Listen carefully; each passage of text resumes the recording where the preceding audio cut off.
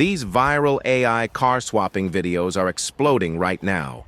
Let me show you exactly how to make them using AI in a few simple steps. First thing you need is a reference video. Record yourself walking toward your car, opening the driver's door, getting in, and sitting down. Keep the clip under 10 seconds and record it vertically. Once you've got your reference video, head over to Pinterest and search for the car you want to use. For this tutorial, I'm going with a Bugatti Chiron, so I'll simply search Bugatti Chiron side. You're looking for a clean side view image because that's the angle that matches the video we just recorded. Once you find one you like, download it to your device. Next, search for Bugatti Chiron interior. Again, pick an interior photo you like and download it. So now you should have your reference video plus 2 images, one of the outside of the car and one of the interior. Now head over to Sjinn AI. I'll leave the link down in the description. They're currently running a 40% off annual plan, so if you're thinking about trying it, now's a good time. Once you're on the website, click Tool Mode, then Video, and make sure you select the Gemini Omni video model. Now upload the 2 images you downloaded from Pinterest,